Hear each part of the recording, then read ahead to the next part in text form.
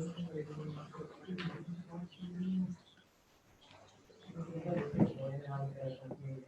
more weird.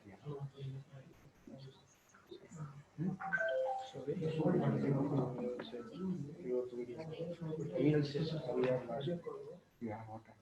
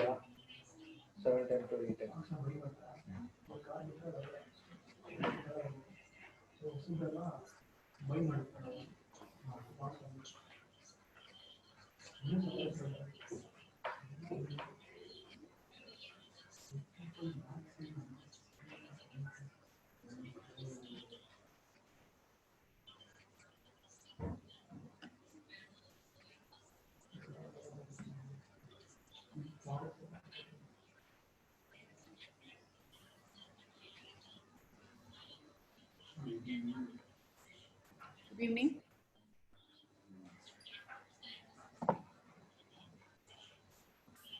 Unmute.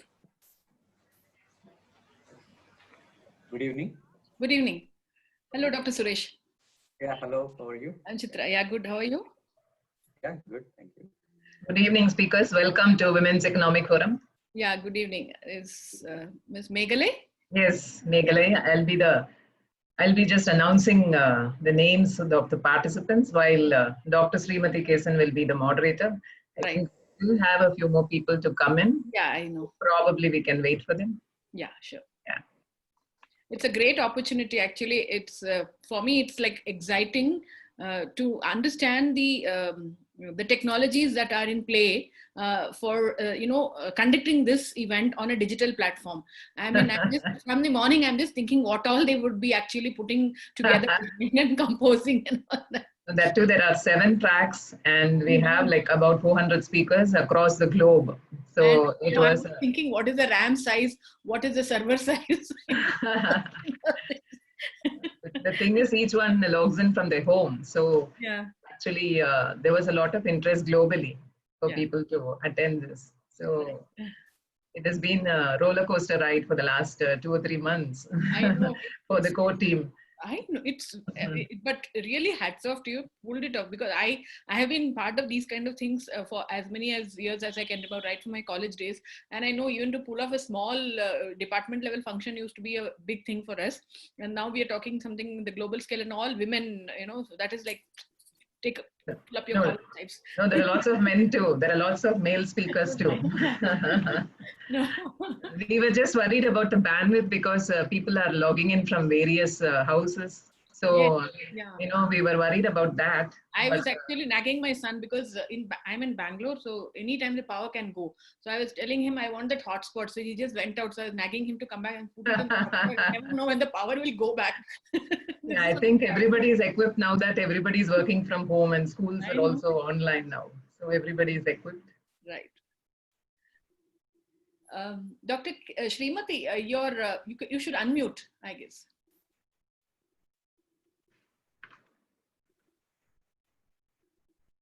Hey, so how are you, Chitra? I'm good, Dr. Srimati. How are you? Fantastic. All smiles. I'm so happy to see you. Happy to see all. I mean, great. It's a great opportunity. In fact, from today morning, I've been non-stop because I didn't want to. I just informed my close family members, but then they went and told the rest of the people. So I've been getting all messages from across the people. Even now, also, I was on a phone with somebody. They all want to join and see. That's nice. That's very nice. It is being streamed live on YouTube and Facebook. Okay. It is being it is live on YouTube and Facebook, so people can watch. Okay, right. So we'll just wait for a few more minutes. I think Dr. Rupa has to join, and one more, Dr. Heidi, and Dr. Sumant also, I think. Yeah, I'm here. Can you guys hear me? Dr. Sumant is here? Yeah, yeah, I'm here. Yeah. So you finally Hi. got the link, Dr. Sumant. Yeah, so I apologize. I went to a very remote area for hiking last week, so I wasn't receiving anything. So my wife and I were hiking in the mountains, and I came back last night sick as anything. So I've medicated myself. Take care. I hope you're good now. I'm okay. I've taken medicines, but thank you so much for asking.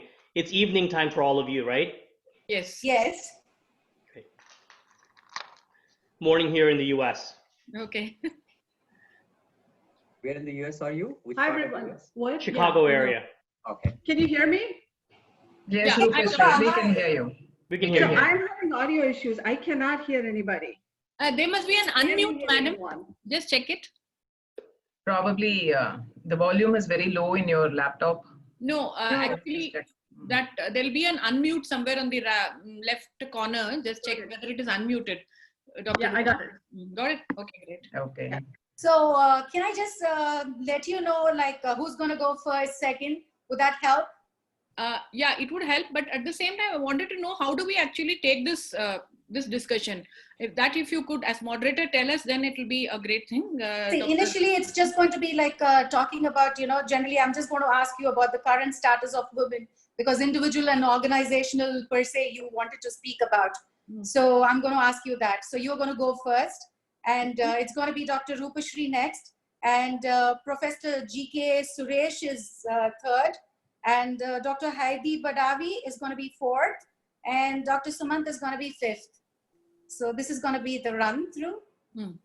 Okay. And then, because each of them will get a little brief about you, and then a question along with it. So each of you will answer that, and from what you speak, we will pick questions, and then we will have one round of quick discussion.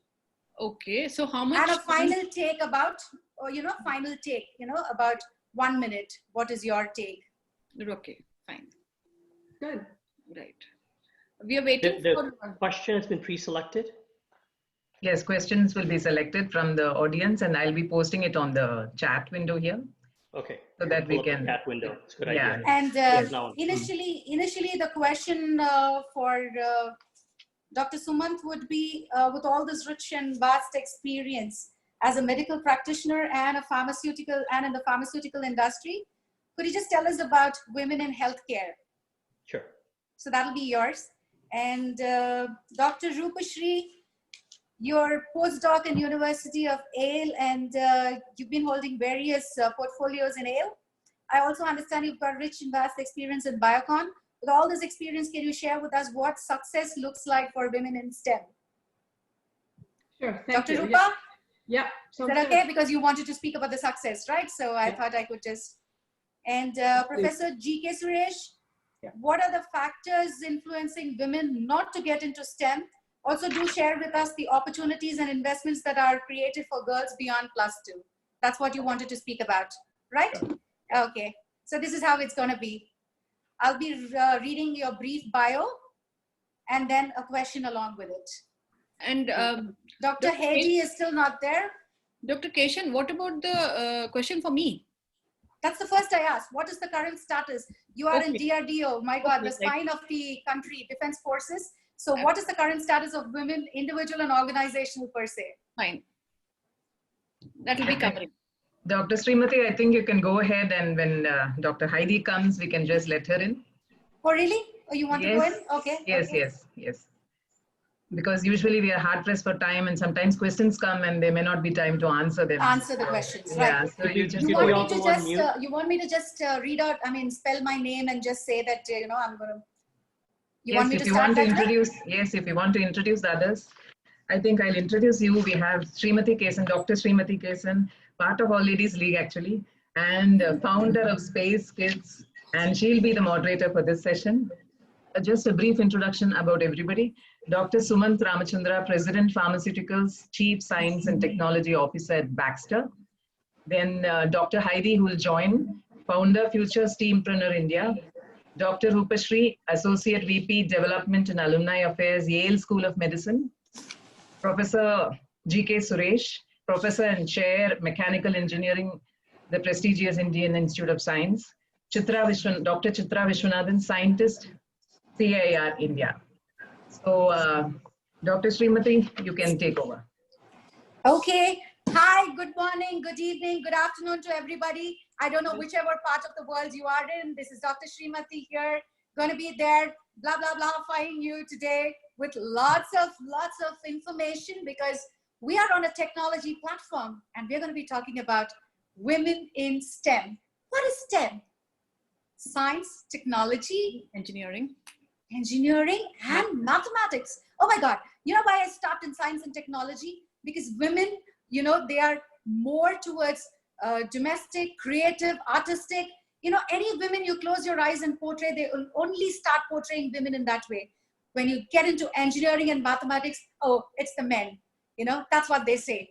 But we've got some fantastic speakers today. We're going to be talking about women in STEM. And to go first with that, we're going to be having Chitra, Mrs. Chitra, who's got 3 decades of experience in the field of science and technology, and she's in the backbone of the Indian Defense Forces. So she's going to be talking about the status of women, individual and organizational per se. Please, Chitra, your insights. Yeah.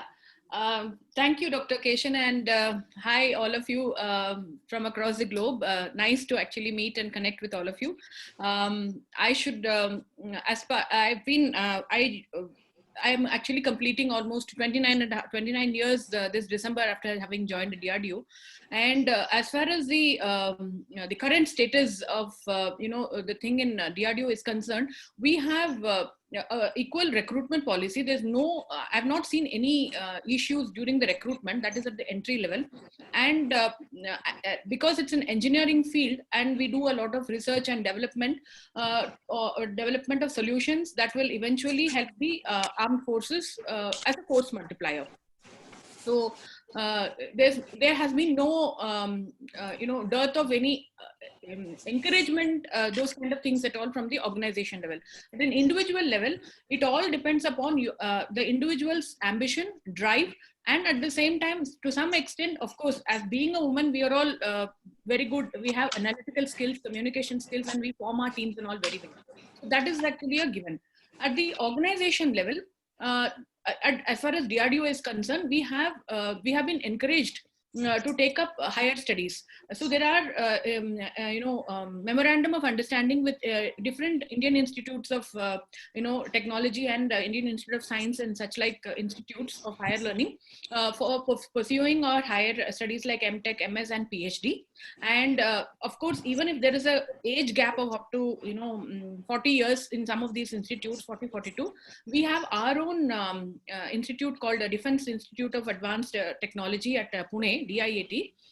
So the age bar is not there. So therefore we can go ahead, do our MTech and PhD also, and there's no age bar, so to speak. And that is, I mean, I'm talking about in case you're not able to catch the bandwagon early on in your career between the 20s and 30s. And with respect to other benefits, obviously there is this, we have fantastic maternity leave and childcare leave practices that has been introduced. And also I feel apart from this, the Department of Science and Technology specifically, I should make a mention of them, because they have come up with some very good programs, especially where they specifically ask for women to be nominated for attending their many senior executive programs, because in DRDO, we have a scientific career progression, but at some point, slowly we tend towards management. So when you're actually doing towards management, we need to actually understand the things of project management and procurement and such like things. So they actually conduct programs where women are encouraged. Then I have personally attended some 2-3 programs of DST, where the entire cost is borne by the DST and DRDO only has to send their candidates. And in this, the main reason they told us why they actually having these kind of programs for women is because they feel that when they send out flyers for these senior executive programs and all, most institutes will only send men by default. Okay, so they wanted to reduce that and encourage the people to send more women. And so far as, I mean, if you ask me today, in DRDO, we have at the top, we have 4 director generals, okay, 2 at the corporate level and 2 at the technical level, and then 3 corporate directors and 6 directors of technology labs across the whole DRDO. So, sorry, here I'm just going to get in here, Chitra. Yeah. I was really wanting to know, like, you mentioned about the director generals and all that, but has any woman led the DRDO? Has it anywhere been the chairman DRDO? Was there any women? That is yet to happen. That is yet to happen. Exactly. So they love to send you for all the conferences and everything, but chairman is yet to, right? The chairman is yet why, to. Why is that? Why do you think that is, No, still? No, see, this trend has only started happening, maybe I would say after 2012. Okay, when we started having our first director generals being women. Before that, it was not there. I mean, probably I'm not in a position to finger and tell why it is, but that has not happened. But now we have two very powerful, in fact, leading the electronics cluster and leading the aero cluster, Dr. Tessie Thomas and Dr. Manjula, who are the director general in the technical side itself. So that has happened. That has happened, I think so, I should say, in this decade only. It did not happen before that. In fact, of having very high ceiling persons like, I think, Dr. Rohini from DLRO or DRDL, I'm not very sure. And there was one Dr. Kala also, who are all outstanding scientists, but they were not given the opportunity to head the organization. Exactly. Why do they think? Because that is where, is the catch. Because people think women are only good at the mid-level and not to the top level management. The entire glass ceiling, if you see the entire world, I think there are only 4% of CEOs and chairmen across the globe. So that is where, we're just thinking that is on the whole. So in STEM, if you take it, is hardly 1.5%. Absolutely. I agree with that. But having said that, at least what I'm saying, at least when I've started 3 decades ago and I'm coming now, I'm actually seeing this as a paradigm shift. At least there are women who are there at the top calling shots. So they're just almost at par with the DG of DRDO, if not one notch below. I mean, that's the status, but I think so. I think it'll be anybody who is actually joining DRDO, especially women who want to actually hold that train. In fact, we used to have this, what you can say, DRDO Mahila Kalyan Manch. So they floated around the de facto DG, the director, that DG's wife is the chairperson. So I asked, what if the woman is a chairperson? Who is going to head that? There you go. Okay, so quickly from Chitra, all from India, we travel to the US.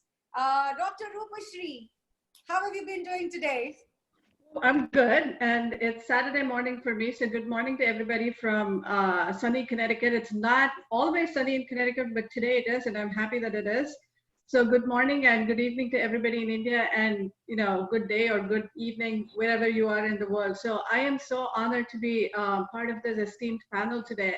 And I thank the organizers for inviting me to join this. I actually got to see some of the program, and what an outstanding sessions, the number of sessions they've put together. It's been wonderful.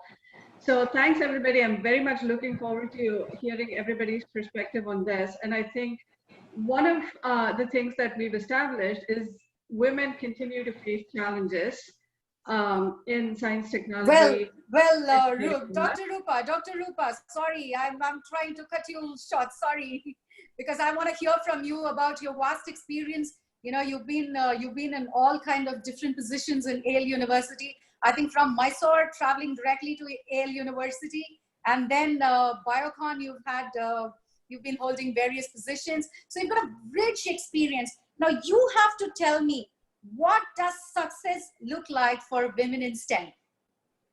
So I think that has changed, and I think this panel actually exemplifies that. Everybody who's on this panel exemplifies what success looks like for women in science. I have to tell you, when I started off down this path of science, for me, success was having my own lab and being able to do research, and which is what led me down this path. It led me to Biocon, where I was at the bench doing research for a couple of years. And then, I realized that probably to move forward, to be successful, I need an advanced degree. And I think one of the things that my graduate student advisor, I owe my success to her. One of the things that she explained to me very early on in my graduate student career is that when you are educated in STEM, you're not given all the answers, but you're given the tools to find all the answers. You know where to look, you know how to look for it. And I think the important thing that STEM taught me was this skill about where to look for answers. And that's what leads you down this path of, what else can I do with my training? And, looking at yourself, Dr. Keshan, you head Space Kids India. You're not working in the research lab. And Dr. Chitra is working in DRDO. And I think there's so many different paths that one can take. And I think that, a key thing, so we've established that, there are challenges with women, but we also know that there are women who have broken these barriers over hundreds of years and who've been very successful in science. And I think that, it's important for us to leverage the opportunities as they come by and explore what can we do, how can we think out of the box, and how can we utilize the knowledge that we've been given to be successful and to help others be successful, to pass on this information that we've leveraged and help other women be successful in this. And it is so true. I'm lucky to have reported to women a majority of the time, and I have to tell you, they have all played a huge role, right from Kiran Mazumdar in my Biocon days to my current dean, who's also a woman at the School of Medicine. I report into the dean of the School of Medicine, who's also a woman.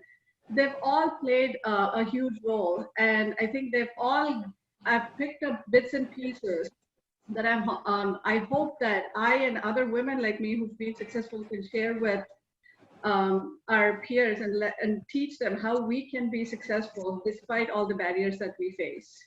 Dr. Rupa, one question here for you. I mean, Yeah. you graduated in University of Mysore. Yes.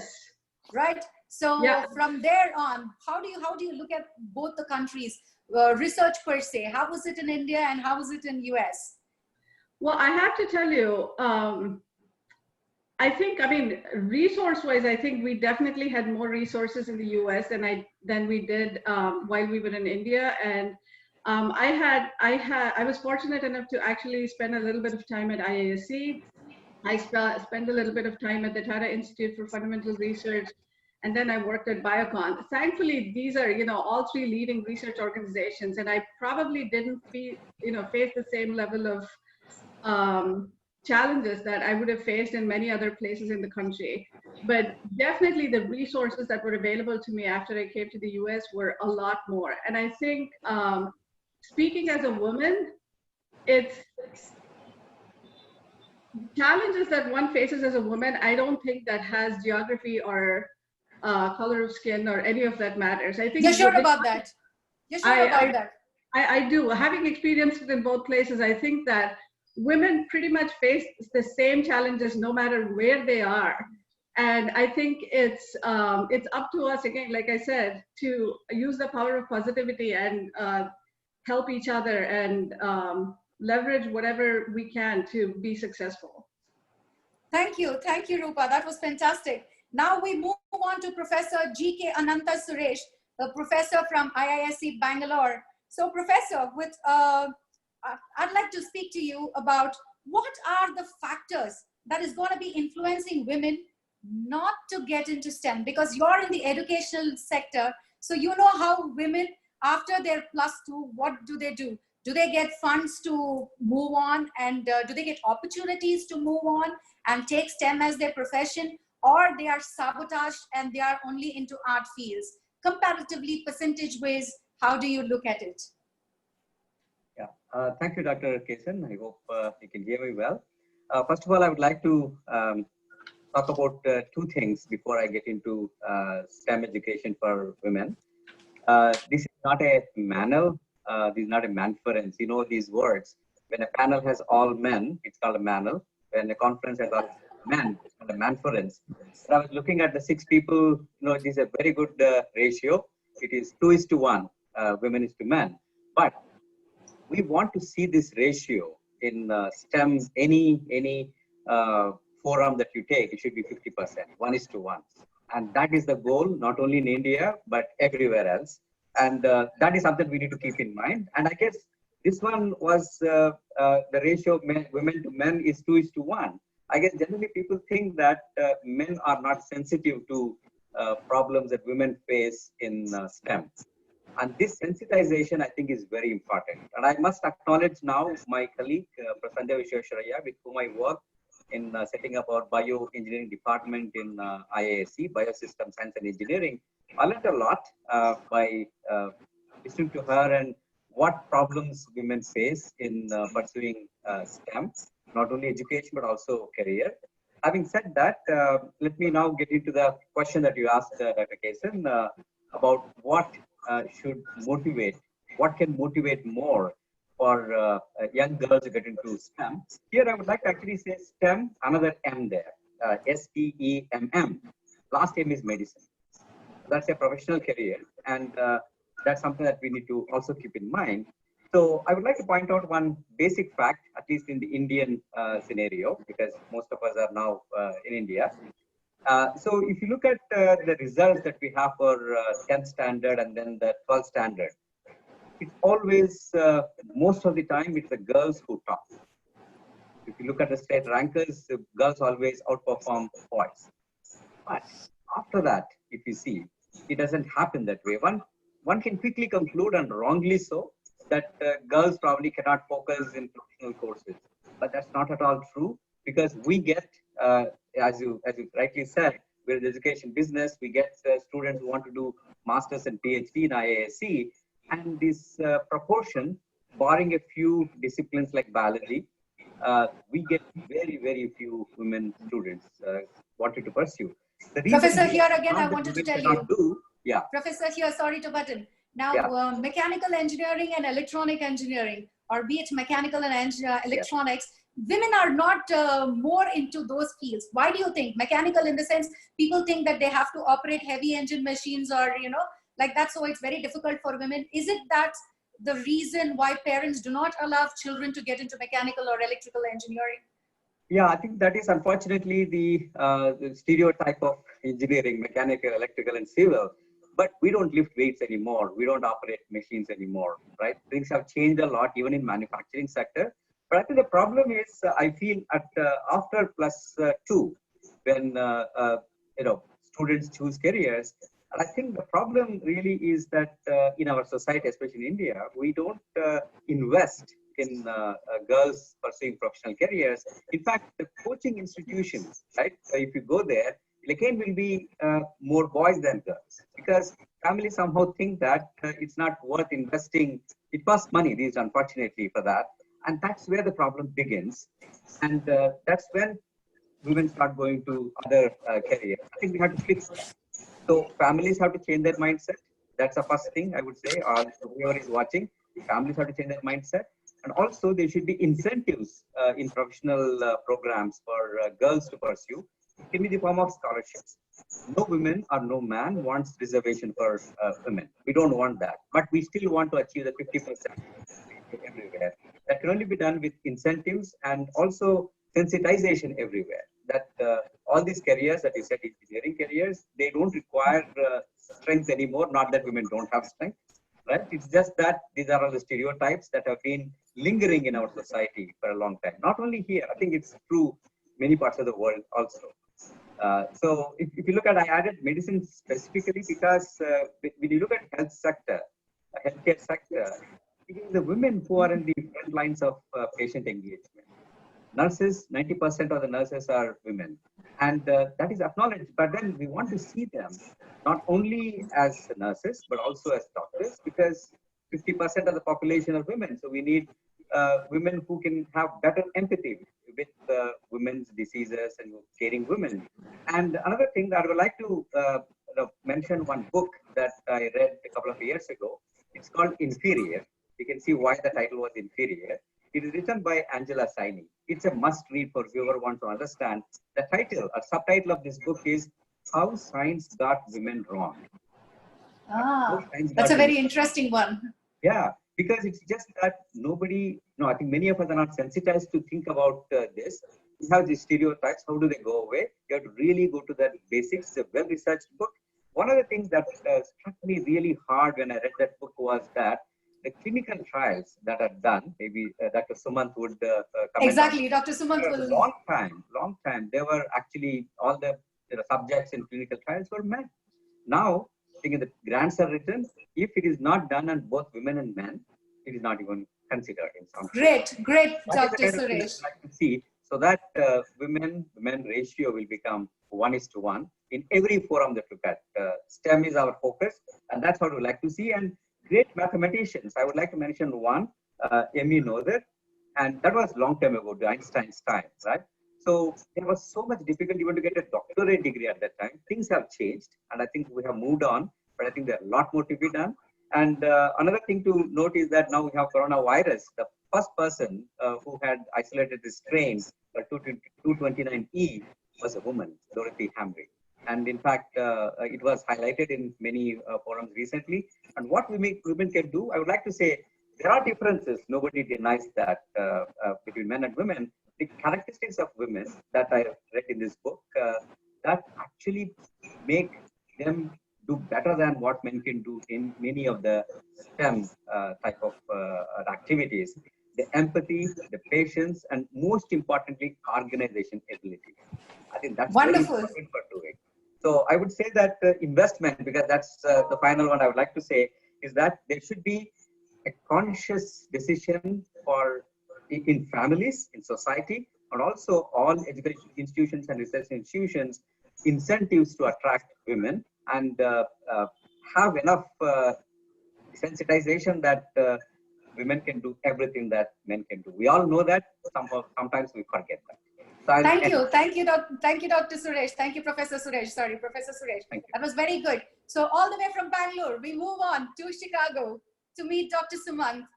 How are you, Dr. Sumant? I think it's early hours in the morning for you. Yeah, it is. So it's a very nice morning again here in Chicago, very hot. But I'm thankful to the organizing committee for inviting me, and glad to be part of this forum. Wonderful, Dr. Sumant. You've been a medical practitioner and also in the pharmaceutical industry. So please throw a light on the women in healthcare. How would you see them? And So what is the I'm very percentage of passionate women about, in healthcare? Yeah, absolutely. Sorry. I'm very passionate about this topic. My wife is in STEM also. She's a doctor of pharmacy and a doctor of analytical chemistry, so a double doctorate, and she comes from Europe. As you know, I'm a medical doctor and a scientist and have a business background also. I have 6 children, 5 of them are girls, okay, and I do not want my girls to experience the world as the girls in my generation experience the world. Okay, that means they have to have the fair choices in life that were not granted 30, 40 years ago. So most importantly, I think it all starts from home. Somehow it's become a stigma in society to say, oh, the person stays at home or the person goes to work and is not at home. Women are faced an undue burden in society because there's a duality of expectations. You've got to make the homework, and if you go to work, you've got to make that work. And the reality is there has to be a structural change, not just in society, but in our mindsets, that we have to allow the person to rise to the potential, despite the fact that there are certain societal aspects that sometimes impact women in healthcare. So I'll give you an example of that. In medicine, when I went to medical school, there were about 60%, a little bit over 60% men in my class, and a little bit under 40% women in my medical school class. Last year was the first year in the United States where it just crossed the 50% ratio. Slightly more women than men. What was the difference? It wasn't suddenly that people were saying, I'll set up young girls in science camps or I'll do this for girls. There had to be a structural change in the practice of medicine. The practice of medicine is the following. You go to medical school for 4 years. Then, it used to be this way. You do an internship, which you work over 100 hours a week.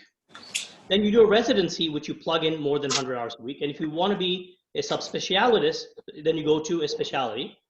And then you do more work, and you plug in somewhere between 60 to 100 hours a week. And you're getting to childbearing age. And then you go into practice, and then you're supposed to pull exactly the same hours of everyone else. How is that fair? That is an unfair system. Absolutely. The deck is stacked against the women in that system. Okay, so there had to be a structural change. They reduced the number of hours for residency and internship because, frankly, a patient died in the United States, in New York City, and the Bell Commission was formed. Then practices started getting bought out, and doctors became employees of a healthcare system.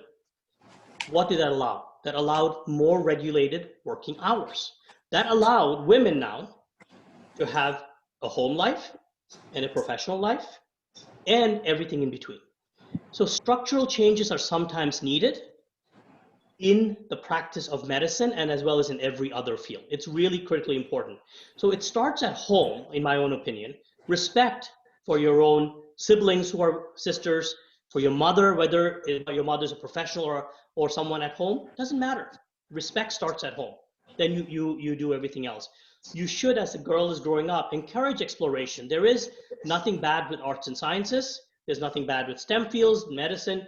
It should be an equal opportunity in their mind that they will be growing into whatever they want to become. It's not about the parents giving them permission to go study something. That's the parent's life. It's not the child's life. Okay, parents should play a guiding role, not a definitive role of telling them what to do. Now, that may not be true in every society. Let me be very frank. What I'm saying is from my societal view. Okay, and then ensuring the work environment, which I've spoken about, the structural changes, and have male advocates. There are people who are important to ensure that women are part of the workforce, not just in middle management and entry level, but they are given opportunity rights to senior management and board level positions. That is critically important. You will not have a change in the industry unless you start seeing women at executive leadership positions, CEO positions, chairwomen positions, and board positions. That just is 4%. Just 4%. We've got that across the globe, Dr. Sumant. That's right. It is abysmally low, and we have to confront it. We have to make sure that fair opportunities are being given. In some Northern European countries, they said they're fed up of waiting. They went to a quota system. They said, if you do not hire women in the board, the government can fine you. Gender equity. That's amazing. Gender That's equity audits. That is actually coming up. That's coming up. So unless you have these system-wide changes, the inertia that all of us have, everyone has inertia, okay, doesn't change society. You have to have a fundamental difference in the dialogue. So I think of it this way I gave you the medicine example of what structurally changed, and suddenly you start seeing a change in the number of women entering medical school. Therefore, you'll see more doctors in the workforce. That is critically important. And you have to be able to tell corporations, tell universities, you have to change this. And yes, people will argue, well, that seems like a quota system. I'm not advocating for a quota system, but if you don't start changing the conversation early, you're never going to have the result at the end. What you don't measure, you don't achieve. Perfect, Dr. Sumant. Right, you nailed it. Are we having Dr. Heidi Badani?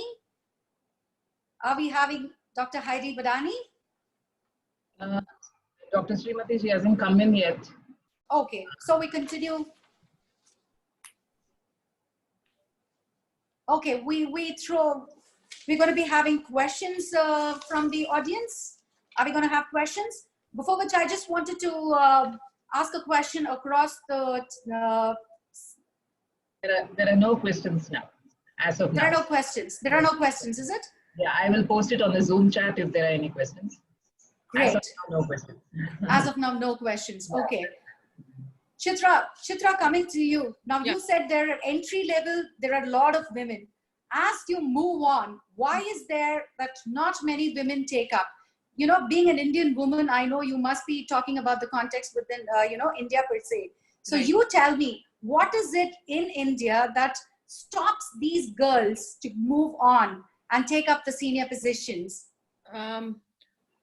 I wouldn't actually. I wouldn't say there are any number of opportunities, but then the issues are because we have these perks like maternity leave or childcare leave. Sometimes that itself is a detrimental thing because we get though we've not faced that in the organization, but it's a general feeling that we get a kind of a stepchild treatment because they see a woman scientist or a woman a co-worker not as an asset but more of a liability. She will come here, now she's young, she'll get married, whether she's going to stay in the organization or she's going to take a transfer to another place, or she will quit, or what if she starts a family and such like things. So these kind of things do happen. But having said that, I'm not talking about DRDO now in general, but then in fact, DST again, Department of Science and Technology, has actually started a scheme 2015 where they call it women opportunity science, VOSA A, VOSA B, and VOSA C, where the age group, where they actually want to try to plug in the leaky pipe, so to speak. They have some schemes where the VOSA is for engineering sciences, VOSA B is for something which you do a research which has got a societal impact, and VOSA C is for creating people who can do the IPR, the intellectual property rights. Intellectual property rights. To actually create, generate, and protect them. So this is under that Kiran, knowledge involvement in research advancement through nurturing. This is a scheme by this DST, and I think, this is apart from whatever researches we do in DRDO or BARC or ISRO, CSIR, TIFR, and such like things, and all the academic institutions where there are. What is the awareness? What is the awareness for general student community, who are going to enter into all these fraternity? The DST advertises it. Those advertisements keep coming. They are very vocal about it, and I think so till now about 2,200 people. Till now, from 2015 to now, 2,200 people have actually, taken these grants and published, done their research. How many women you think? How many all girls? Of them are women. This is only all women. of them. Only for women. Oh, brilliant. Okay. That's what I'm telling. It's a scheme for women. VOSA A, B, and C. It's a scheme for women by DST, and 2,200 women actually have. And the best part is, I actually came across a standing committee who actually promote these women, who actually go through these various grants and proposals and then grant. So you won't believe the kind of people who are actually in the committee. In that, almost out of I think 10 or 12 people, 8 of them are women. Dr. Rohini Godbole, Dr. Soumya Vishwanathan, and such top women are there. Otherwise, what used to happen is, any of these grants, they will tell, oh, women will not get because there are no women on the panel. That is not there, at least. Okay, so from you, now we'll ask the same question to Dr. Rupa. How was it looked at in the United States? So, as mentioned by Chitra, do you have all these grants and all special requests and special facilities or special grants and funds being allocated to women? Absolutely. I think there is. But before I go into it, I really want to recognize two things that Dr. Suresh and Dr. Sumant brought up. One is that women are not differently shaped men. And I think that recognition has gone a long way in research, that women are their own separate entities and they don't react the same way to drugs, and especially when you're doing clinical trials and such. And I remember when I was back in the lab, thinking that the way my results were so different depending on whether I was using what gender animals I'd been using. So the recognition that women are not differently shaped men, I think, is a great thing. And the second thing is what Dr. Sumant mentioned about the social determinants of success, how the whole system is not particularly designed to taking into account the biology of a woman. And it's the same in research, just as it is in medicine, it's the same in research, that the way, at least in the US, the way NIH works, the timeline for getting your first grant coincides with the childbearing years that a woman is going through. And yes, the choice of, am I going to have kids, or am I going to go get my tenure and get my first research grant? And it's unfortunate. And I think the good sign, while I don't have the same number of statistics that Dr. Chitra is sharing with us, I think the good thing is that there is a recognition that, we can't design a system for one gender when there are different biological and social needs that a woman faces. And I think there is that recognition, and there are programs being designed, whether it is with the NIH or individuals who are coming up to do this, institutions that are recognizing this, on what does it take, even to attend a conference, what does it take for a woman to find additional childcare? How can we support that? How can we make sure that, you know, we can support a woman in her other needs so that she can progress just as a man would do? I have to tell you, you know, as a woman in science, and I do get up in the morning sometimes and say, what are the things that I need to do before I can get to, I can start doing my work? And I can see that difference in my own household when when my husband gets up in the morning and says, I have to get on a call at 8 a.m. this morning. His mind is not functioning the same way. And I think that, you know, there has to be a difference in how men think as well for women to be successful in science. A second thing that I'd like to, or another thing that I'd like to bring up is a lot of times we hide behind elitism, and we think that we're doing what is best for the field. And if it is a man, then so be it. That's what needs to be done. But the truth is, I don't think that is true. There has to be a conscious attempt. And I think that is an attempt that's happening now, that people realize that women are not successful because they're not well-qualified women, but there is a hesitation. There's generations of hesitation that has been evolutionary hesitation that is built into women, that, you know, we as women need to help other women overcome. We as a human race need to help other women overcome. I think that is there, as you rightly mentioned, Dr. Rupa. I think that is instilled in our DNA. It's not going to go away very soon. That stigma is not going to go away very soon. In fact, as you rightly mentioned, the morning that you wake up and see the difference between you and your husband, I think Indra Nooyi beautifully mentioned this in one of her interviews. She was given the CEO, and the board announced, and she got back home, and she got her mother to give her different looks and all dirty looks, and she was like, oh my God, I'm the CEO of PepsiCo. I get home and this is what my mom is doing. She says, your husband is back home and there is no milk at home, so please go get milk. And she is like, oh my God. The same thing, if my husband got a CEO position and if he came home, I think it was a different scene altogether. So I think this is there all over. Oh my God, this is overwhelming to know. Yes, absolutely. Yeah, and she is a Yale School of Management graduate as well. Oh, also yeah. a product of Yale, who has shared this in several forums at Yale.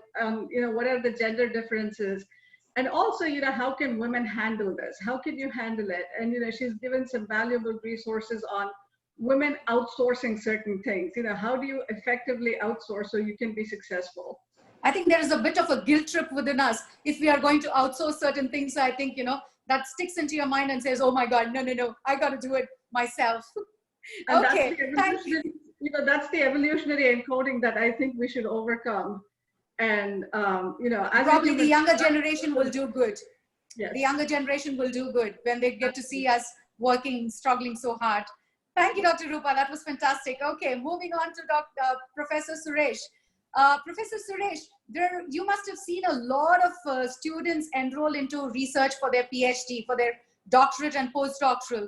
So how many girls and boys do you think, you know, is there, you know, in percentages, how many students come up to do their PhDs and postdoc?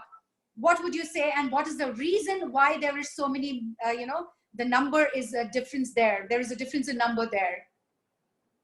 Yeah, the difference is definitely there. I think if I remember my statistic correctly, in IISc, right now we have 25% of our postgraduate students, PhD students is 25% women. And the reason for that is again, biology departments, I must say.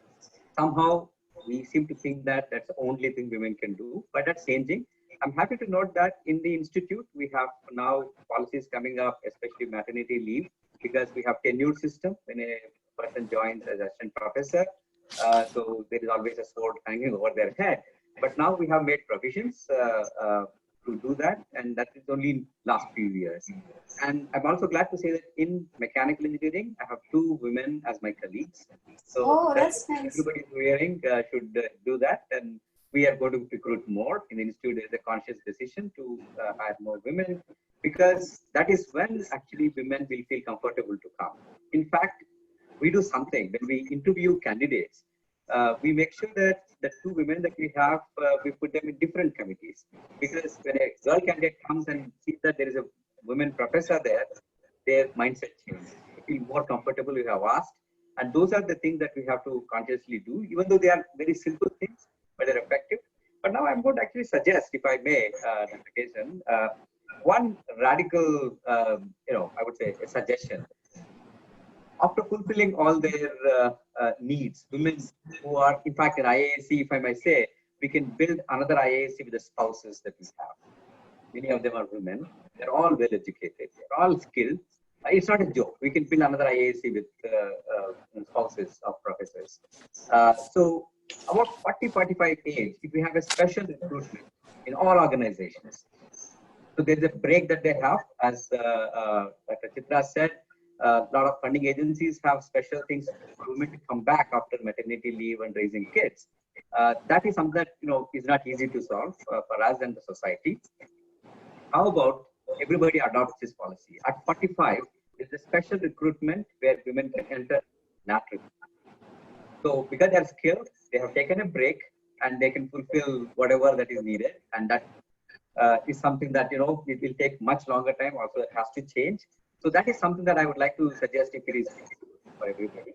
And one other thing, the positive that has happened because of pandemic is that everybody is working from home. As Dr. Rupashri said, in the morning when a man and woman wake up, they have different things listed in mind. But that is changing, I must say. Working from home for all of us, the good thing that the pandemic has done is bring to do the household. In fact, one of my colleagues in one of the IITs, when we were talking, he said, "Oh, now I know how to run a household." Right? So that has changed. And I think that is a big thing because we always, even in India. But Professor Suresh, I just wanted to know if this will stay forever, or once the pandemic is done and over, once you get back to work, again, you get back to all your same thoughts, and women are women at home and men are men at work. Yeah, but I think, once you learn something, you realize it's not like all men are insensitive. It's just they're not aware, right? This awareness has now come. One silver lining in this dark cloud of the pandemic, I think now men understand what it takes to run a household. And that hopefully will change things for us. Wonderful, wonderful, Professor Suresh. Now, moving on to Dr. Suman. Dr. Suman, I have a statistic saying that 844 men scientists have won Nobel Prizes in comparison to 48 women. Just 48 women have won Nobel Prizes. What do you see in this? What can you tell? And, why is this disparity? Yeah, so I think a lot of this panel touched upon this. Nobel Prize is given, typically the person who made the discovery for the Nobel Prize, it depends on the field, but let's talk more on the STEM side, did so in their 20s or 30s, and they typically win in their 50s and 60s, some of them in their 40s, typically. So there's this lag period because they have to see, did that discovery have an implication in the future that could change society, could be meaningful? And so you will see this weird lag, okay, where now the number of women in science is going up. The research that women are producing is incredible. I think in the research field, there is a lot of push of making sure women have a lot of opportunities. I talked about medicine, but I'm also a PhD scientist, immunologist. In the research field, there are a lot of women progressing in science. There are a lot of the professors in medical school and in graduate schools are becoming women in the STEM fields. So it's changing, but you'll see this lag effect. So I wouldn't use Nobel Prize as a barometer for whether things are going right in society. I actually think we have to look at the workplace today, okay, at institutions and in companies today, in government organizations today, and ask a question. It's an uncomfortable one that you asked in the very beginning to Chitra, okay? But Chitra answered it. Hey, the top of the organization, all men. The next level has women, but why is that? Okay, you have to ask from the top of the organization or the top of the government or top of the institution, from the presidency or from the prime minister or from a CEO of a company, I'm sorry, but my next level down has mostly men, and publicly declare they're going to change it. Once you say something, you're most likely going to keep it. Okay, so it's a declaration of a commitment. Most people don't say it because they're afraid of what it forces them to do. So last but not least, I want to just mention that, there's a field called microcredits. Okay, it's based off of science and STEM, actually mathematics and economics is a very mathematical field. Most microcredits are successful because they're given to women. They're actually not given to men, and there is a reason why. The very good word, multitasking. So probably. Yeah, the women actually commit to return the money and work with the system to give it back. Most of the time, that does not happen. It's that commitment level that you get in this microcredit world. And that's what it won the Nobel Prize for Muhammad Yunus, as you know, and several other people have worked in this area. So if we can start changing society now, not worry about the Nobel Prize yet, but companies, governments, institutions, private and public, and force the conversation, I think you're going to reap a benefit that's multifold. It's a force multiplier because women will fulfill their commitments when given an opportunity beyond what they expect. With regards to research, it's noted that 80% of women researchers are there in Myanmar. It's very surprising. On contrary, you get to see only 40% in Latin America and Europe, and 15% in India, and 20% or 18% in Africa. So everywhere, again, you see, when it comes to research, women lag behind. I come from the space industry, and here also, in my own team, when I get to say, I've got 7 boys, to include 1 girl, I had to just go around speaking to the parents, and it was so difficult convincing them because we work through the nights. Research means you cannot come out of, when you are right at the time of finding a solution, it's very difficult to come off. And here we have so many issues that they do not want to send the girls for research. So all of you, if you all can just give me one radical change that should be brought, so that women get into STEM and also lead the organizations. What would that change be? We just have 3 minutes, so. Yeah, where would that be? So that's what, 1 minute to all the speakers. Can I go first? Please, Chitra. There are 2 things. One thing I want, one somebody told me when I joined, job, Chitra, think you are only going to get 50% of your salary. 50% of your salary, the other 50% is for your support system, paid support system, maid, cook, driver, everything. Okay, so that advice stood by me. I have to thank Dr. Deepti, one of my colleagues, senior colleagues. So that is one. And the other thing which I want to say is whether it is STEM. Okay, this was told by Thiruvalluvar in his Thirukural under the Kalvi Adhigaram. I'll just want to repeat it over here and conclude. Orumaikkan thaan katra kalvi oruvarku edumayum ema pudaithu.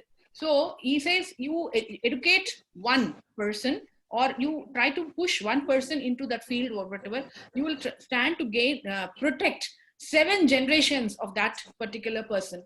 And I want to actually say it is not person, it may be a woman there, 7 generations she's going to take care. Wonderful, Chitra. So moving on, who's next? Who's going to take this question next? What is that one radical change that we need to bring in the society that will bring more women into STEM? I can go next, but I'll plagiarize from somebody else who has somebody very successful who has said lean in.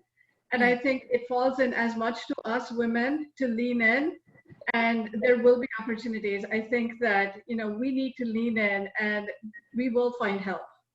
Beautiful. Beautiful. So do I expect that from Professor Suresh? What is your take on that? Yeah, I think the 2 points made by Chitra and Rupashi are definitely valid. The third one I would say to attract women is the feeling of safety and security in the work environment. I think that's very important. And as you said, parents hesitate to let their girls work late in the night and when it demands you have to do in research or otherwise. I think having a safe environment, a secure environment on all the redressal of anything that happens, bad things, they do happen. We all know that. I think that if it achieves every organization, I feel that's the most important. Wonderful, wonderful, Professor Suresh. So Dr. Sumant, your take. Yeah, so Very good points made by everyone. I would say make a public commitment. I think leaders, managers have to make a public commitment of what they're going to do to ensure more equality of women in the workforce and at all levels. If you can make a public statement and then hold yourself accountable to what that metric is, it doesn't have to be tomorrow. You can say in the next 3 years, I will hire 50% of women in my direct team. Okay. Then you will measure yourself and you will quarterly publish where you are. It'll force you to rethink the hiring process, the promotion process. That public statement, that commitment starts changing our approach to these issues. Okay, thank you. Thank you. Lovely speakers. And I guess we had a lovely session here. Yes. And from here, we take a commitment that we will do a radical change and bring in more women into the STEM and, you know, science and technology. Of course, math also is for women. You know, they say that you give an uneducated woman 100 rupees, she knows how to multiply it in many folds. You don't need to go to a grad school to learn that. So women are, by birth, they have all these instincts. It's just how you nurture it. So thank you so much. Thank you, speakers. It was wonderful speaking to you all. And thank you, Viv. I have something important to say. Women's Economic Forum is happy to, you know, award this esteemed panel, and I am honored to announce that award for all the panelists present here. Iconic leader creating a better world for all. Congratulations, all of you. Thank you. Thank you so much. After the conference, we cannot, you know, have some pomp and show. I just have to announce like this, but it will reach. Thank you so much for your time and joining in from across the globe. Thank you so much. Thank you, Dr. It was Srinath. nice meeting Thank all of you. It was nice meeting all of you. It was very nice. Thank you. Yeah, same. Thank you.